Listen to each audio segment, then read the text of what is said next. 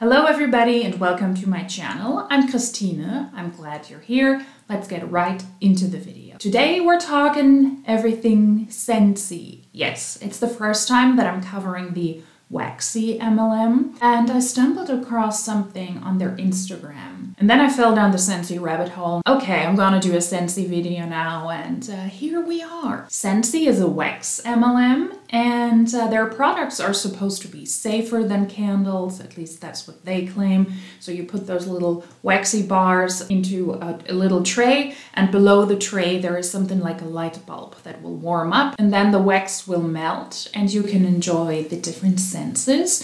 And it's supposed to be safer because you don't have to use fire, there is no smoke, and ultimately the wax doesn't get as hot as candles would, and that is why Scentsy claims that their products are safer. They also have a lot of other products on their website now. They have hand cream and hand lotions, so certain body care items that you can also now purchase that are also scented. When I took a look at Scentsy's Instagram, I saw something that I found interesting. They wanted to give us an overview of the year 2022 and why 2022 was such an awesome year for them. I'm not interested in all of their posts, but among others, they said that they ended the year with 233,758 consultants, which is a lot. We're reflecting on a year full of inspiration. Swipe to see some of the highlights and some of our greatest accomplishments in 2022. And the post that made me consider to look into Scentsy a bit more closely was the following one. Won 3 Forbes Best Employer Awards, including Best Employer for Women, Forbes 2022. I was like, what? That cannot be true. I always say take everything that an MLMer says with a grain of salt, because information is spread rather quickly and it doesn't always have to be correct. In this case, it is on Scentsy's official Instagram page, and I thought, okay, I'm gonna take a look at that. And boy, did I fall down a rabbit hole, because yes, Forbes included Scentsy into their best employer list for women in the year 2022. If you like these videos, please consider subscribing, giving me a like, leaving me a comment. Let's get into the waxy Forbes scandal, and then afterwards I want to talk about another waxy scandal, because it looks like the MLMers and the customers are not super happy with Scentsy. We will take a look at that after the Forbes incident. Of course, I had to take a look on the website from Forbes and see if that was true, and yeah, lo and behold, it is. In the month of July, I believe it was, which is another topic of its own. Why would you release the best employers of the year in July of that year? There's still half a year to come, but okay. On their list, yes, Scentsy is mentioned as one of the best employers for women on rank 392 out of 400. And it says Scentsy, packaged goods, which is very generic. Among them are also employers like Keurig, Dr. Pepper, Aldi, Care-Centrix, Six Flags, Schneider National, and others. And I thought, well, that must be a mistake. Let's take a look at the methodology behind this. How did Forbes get those numbers to establish whether somebody is a good employer for women or not? The COVID-19 pandemic has disproportionately affected women around the nation. Many women have left the workforce due to childcare demands, stress, low pay, and a lack of opportunities. In many cases, COVID has amplified the burden felt by women. Many employers have stepped up to offer flexible work arrangements, childcare options, and other benefits to support women in the workplace. Forbes teamed up with the market research company Statista to identify the companies leading the way when it comes to trying to support women inside and outside their workforces with our annual ranking of America's best employers for women. The list was compiled by surveying 50,000 Americans, 30,000 women, and 20,000 men working for businesses with at least 1,000 employees. All respondents were asked to rate their organizations on criteria such as working conditions, diversity, and how likely they'd be to recommend their employer to others. These responses were reviewed for potential gender gaps. Statista then asked female respondents to rate their employers on factors such as parental leave, discrimination, and pay equity, and to nominate organizations in industry outside their own. Representation at the executive and board levels were also factored into the final score. So yeah, that is the methodology that the Statista Institute used. It is not a lot of information, but they asked 50,000 Americans, 30,000 women, and 20,000 men to give their input on their employer. So it is not necessarily a company from the outside themselves looking into the companies, but they're reaching out to the employees and they're asking them for feedback. Now, what I found interesting was that on this list, we find another MLM, Primerica. On place 224, Primerica Insurances is listed. That's the industry they're under. And Primerica is also an MLM. They sell insurances. Well, on the surface, but they're an MLM as well. So this survey doesn't really tell me if MLMs were supposed to be a part of that, because if it were about the industry, you would probably have to list them as multi-level marketing companies, or you would have to specifically assign them to a different category. It is not mentioned. And I'm not sure if they reached out to the corporate side of the companies, to the corporate side of the MLM, or to the distributors, because it would make a lot of difference. The female respondents were specifically asked to rate their pay equity and to nominate organizations in industry outside of their own. So does that include the reps, or is that just for the people on the corporate side? I'm not sure about that. That could explain that. And if you were reaching out to a lot of consultants, to MLM companies, I would argue that the ratings for those companies would probably be higher, because the representatives, the consultants, the freelancers who are working for the MLM part of the business, they would probably be so much in favor of their company, they would find it hard to find a flaw whatsoever. Still, I found that rather strange and rather misleading, and I don't have an answer to that, because it's not being explained in their overview and how Statista works. Scentsy is described as following on the Forbes website, and they also specify that the description of the companies comes from the companies themselves. So also take that with a grain of salt. Scentsy Inc. offers innovative and customizable products that warm the heart, enliven the senses, and inspire the soul. Scentsy features safe, fragrant alternatives to traditional wicked candles, on-the-go fragrances, laundry care, inventive cleaning solutions. Oh, they also have cleaning stuff? Cool.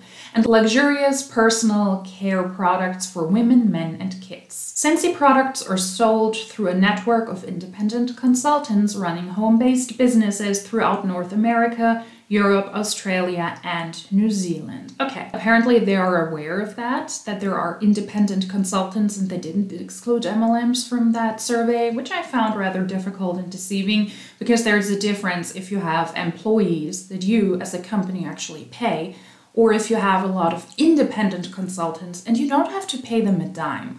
Unless you're able to sell a product or you're able to recruit someone, the consultants don't get paid.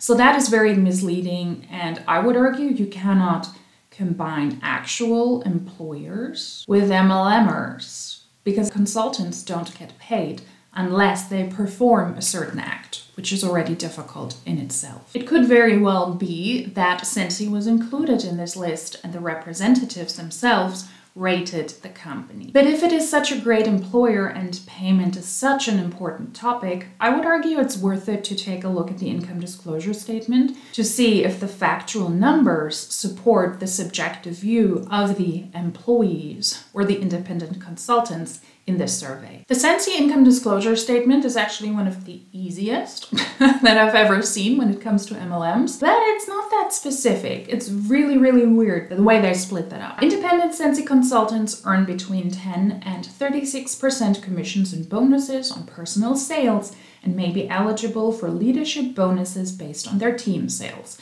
So recruitment. Either you're able to sell a product and then you receive a certain small commission, or if you're able to build a team, aka you're able to recruit, you will also participate in whatever your team sells or purchases. The chart below shows how independent Scentsy consultants in the United States performed on average in 2021. As with any business endeavor, a consultant's success will be a direct result of the time and effort they devote to selling the product and leading a team.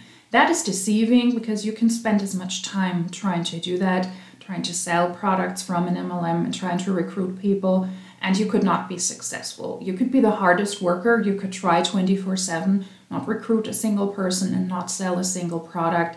So hard work, in my opinion, does not equal good pay in an MLM. The earnings below represent commissions that Scentsy actually paid to consultants in 2021. We divided our consultants into two groups for this disclosure. Group 1 consists of consultants who were in Scentsy for all 12 months in 2021. Group 2 consists of consultants who were with Scentsy for less than 12 months in 2021, including those who joined Scentsy for the first time and those who left Scentsy either due to inactivity or for other reasons. So that's weird to split that up into a group of people who were there the entire year.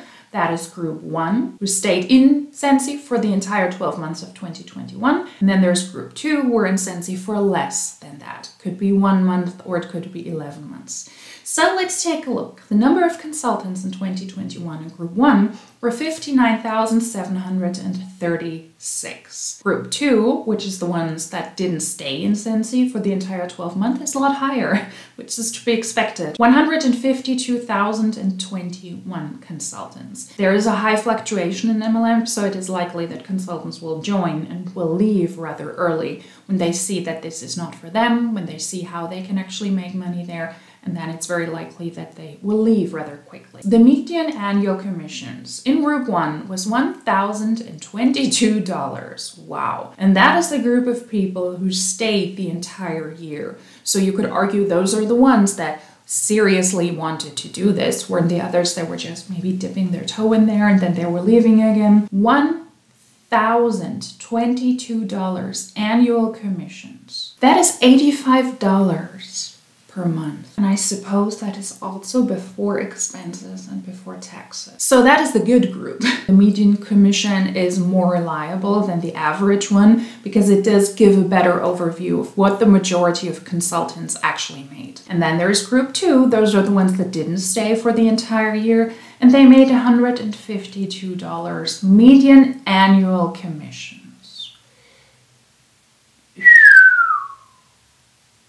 And I mean, the numbers probably look better that way.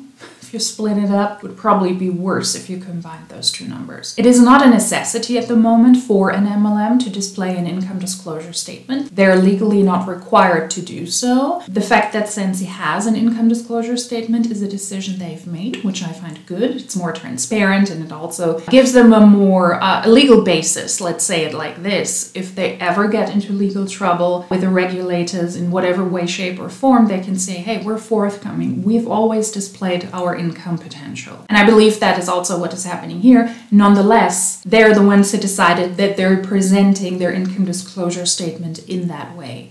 There is no regulatory approach at the moment that they're legally required to display numbers in a certain way.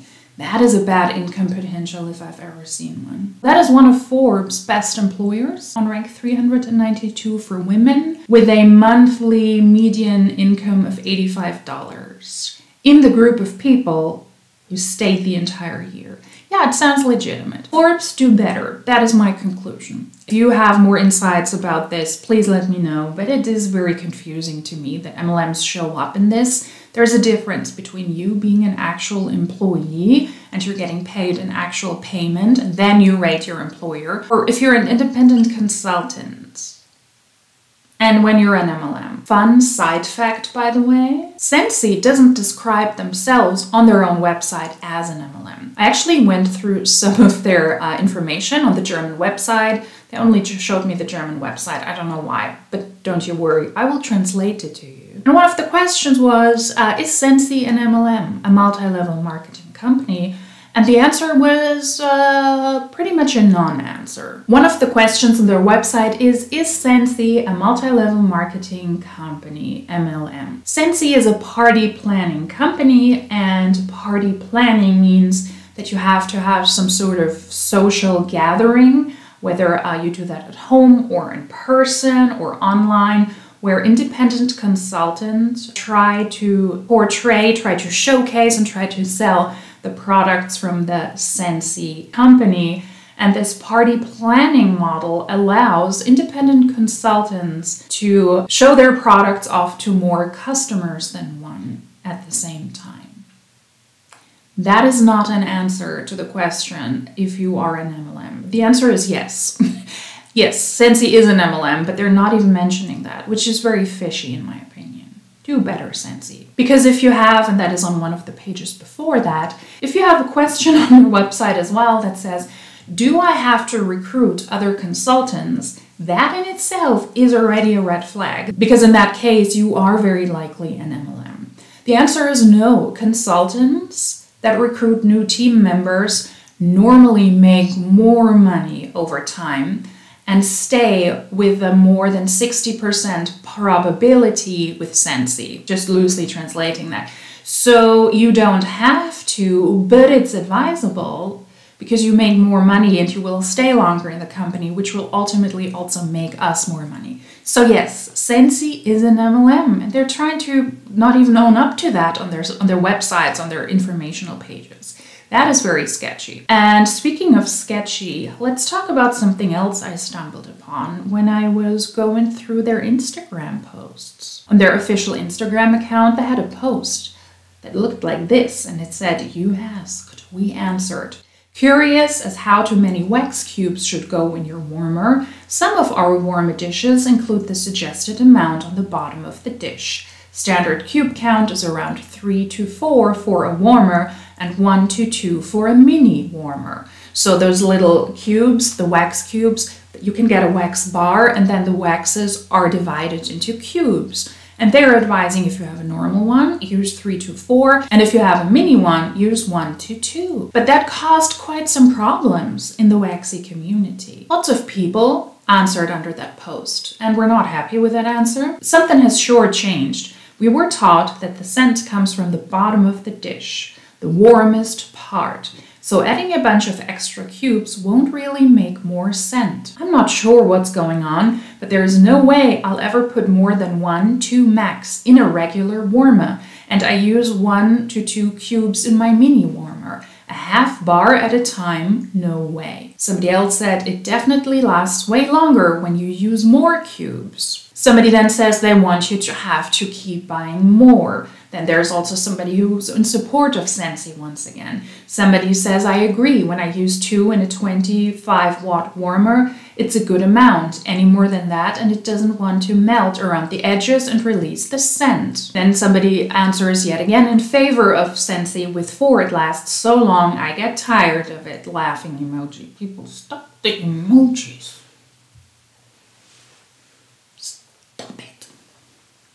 My question is, when I first started with Scentsy in 2014, 1, maybe 2 cubes was enough and the fragrance would last. Since then, I have heard that nothing was changes with how the scents are made, but now you get the same fragrance and I used to get it, do I need about 3 to 4? This might not be that eloquently written, but the person pretty much says when I started with Scentsy in 2014, 1 to 2 cubes were enough in a warmer, and now it's advised to have 3 or 4. Something has changed. Please advise. Just translating it here. And scents are not lasting as long. This is coming from me, being with Scentsy since 2014. I'm sorry to be that one, but something definitely changed. And Scentsy actually answered this person. In 2009, Scentsy upgraded our manufacturing machines, but our quality control and the way we manufacture our wax and ingredients remains the same. We hope the following provides an insight into our process. As Scentsy fragrance oils and wax are delivered, they are checked for quality, the shipment date is recorded, and we track which refineries ship the product. We track each scent bar by laser, inscribing every clamshell with a number which identifies when the batch was manufactured and who signed off on it. In addition to tracking each batch, the first and last bar made from each batch is pulled, inspected, and archived. This ensures that the quality of bars made at the beginning of the batch matches the quality of those at the end. These procedures help ensure that the quality of our product is consistent and meet expectations. Heavier scents may appear to last longer than others due to what we call the scent thrill. What? Due to what we call their scent thrill. A heavier scent might do the trick for those who feel that a scent is not lasting as long. However, there are factors that affect the strength of a fragrance. Temperature and humidity. Higher humidity fragrances last longer. In dry, colder areas, the air has nothing to hold on to the scents, whereas humidity will hold on vapors longer. When heat is on, fragrances linger longer. Size of the room and warmer location. There's a lot that goes into this, into the candle and into the wax business. And Scentsy says we haven't changed our recipe, and this is how we ensure quality control, and these are the factors that might decide if you need more or less wax to receive a certain scent. But then again, if you use these in the very same way and you haven't moved, I think it is rather easy to see. 2014, I started to use the candles as this consultant or customer did, and now you're advising me to use more, and I have a feeling they're not smelling as intensely as they used to do, and in my house and my home, nothing has changed. And somebody else says scents don't last anywhere near as long as they used to. Scentsy answers heavier scents may appear to last longer than others due to what we call their scent thrill. A heavier scent might do the trick for those who feel that a scent is not lasting as long. However, there are factors that affect the strength of a fragrance, like weather, humidity, ventilation systems, and elevation can alter scent thrill. Unfortunately, the fragrance strength doesn't compare to what it used to be 10 years plus ago. One cube will last at least a day when it used to last nearly a week. So there is a little bit of a waxy scandal happening, and because I'm not super knowledgeable in Scentsy yet, I mean, maybe it's time for me to take a closer look at their company, at their terms and conditions, etc. as well. But I found a rather experienced Scentsy consultant online, and she is talking about the specifics of how many cubes to use in your warmer and the difference, and I think it's quite interesting for us to take a look at that as well. Now, I will splice her YouTube video up, just full transparency here, because there is a lot of stuff that is not really interesting for my purpose, but let's listen to how much she advises you should use depending on the different warmers. Hey everybody, I'm Lisa Roberry, your independent Scentsy consultant. Welcome back to my channel. Today we are going to break it down to the Scentsy basics, and we are going to talk about Scentsy wax. Now, as a Scentsy consultant, we get asked a question on a very regular basis. How long should my Scentsy wax last? And I wish I had a definitive answer for you, because this is a loaded question, let me tell you. But I am going to go over some details and specifics and some things to kind of keep in mind when you are ordering and what you should be expecting out of your Scentsy wax. So with Scentsy, when I'm talking about the wax, these are bars. Out of every bar, you're getting 8 cubes. So you are going to not stick an entire bar into your warmer. This is a warmer. If you don't have a Scentsy warmer yet, this is what I'm referring to. You are not going to stick this in here like this. You will get wax absolutely everywhere, and you are going to waste your precious, beautiful bar. So don't do that. There are some things to keep in mind with the different warmers as well, and we are going to touch on that. But when I'm referring to a Scentsy bar, this is what I'm referring to. When I'm referring to cubes, I'm referring to the small cubed sections here. One thing I will say, November 2019 is a brick month, you guys. I have been waiting for this all year. I know a lot of you have too. So this is a Scentsy brick. This is a Scentsy bar. There's almost 6. There's 5.5 bars and 1 Scentsy brick. So going forward in this particular video, when I'm talking about a cube, I am not talking about a brick cube.